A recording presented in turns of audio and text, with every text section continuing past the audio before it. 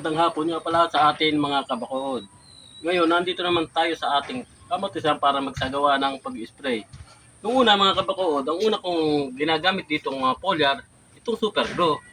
Ang Super Grow, nakaubos na kami ng halos 3 litro. Ngayon, pagkatapos ng Super Grow, ito naman ngayon ang ating gagamitin, ang Power Max. Ang Power Max kasi, concentrate siya sa bunga. Na dati ko nang ginagamit na talagang ibinibigay ang laki ng bunga at na aking subok naman na. Ang takal na aking ginagawa dito, sa ganitong 25 liters, tumatakal ako ng 100 ml. Tingnan nyo po mga kabako na aking gagawin. Ang ating gagawin, aalubisin natin siya ng maigi para sa ganun mahalo ang kanyang kapo ingredients na tinatawag. Ayan po mga kabakod. Magtatakal po tayo siya. Ito po 30 ml. Tatakal po tayo ng 3. 1, 2, 3. Ayan po mga kabakod, 100 ml. Ngayon po mga kabakod, gaya ng paggamit na aking natutunan na ganito, kung maaari sana, huwag nating sinasamahan sila ng synthetic na gamot. Na kagaya ng nakaugalian na iba, kaysa daw mag-spray pa ng isang spray na lang. Ako naman, sa aking kaparaanan, kung maaari, ayokong gumagamit. Pag ang ginagamit ko na, kamukha ng mga ganitong mga foliar, gusto ko solo spray. Hindi ba rin ako nahihirapan, pero nakita ko naman ang mga pruweba. Kasi sa aking pag-aaral, pwedeng magkaroon siya ng chemical reaction na pwedeng may humina siyang ingredient na gawa nitong gamot na ito. Kung hahaluan natin ng synthetic na gamot. Ngayon, depende na lang sa inyo kung kayo ay maghahalo. Ngayon, ito naman kasi ang aking subok at lahat kung ginagawa na. Kaya dito, kung paulit-ulit na ginagawa, mga kabakod. Ayan po. Ngayon, pupunuin na po natin siya ng tubig. Ayan.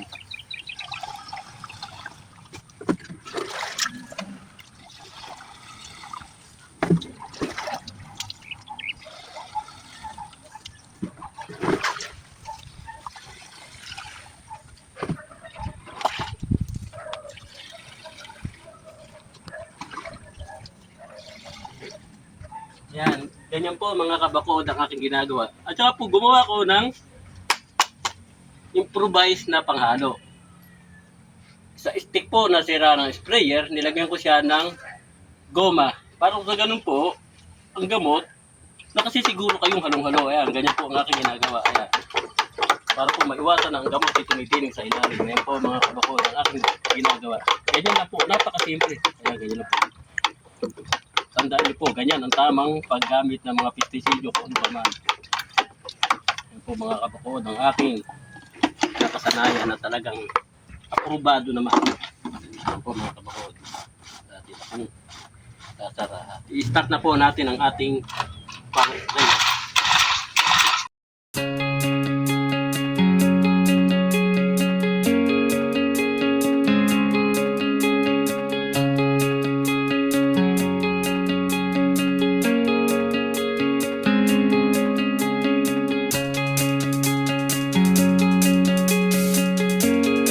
Kabakod, nakatapos na tayo sa ginawa nating pag-spray. Ngayon, siguro ay tatanong nyo kung para saan at yung ating spray.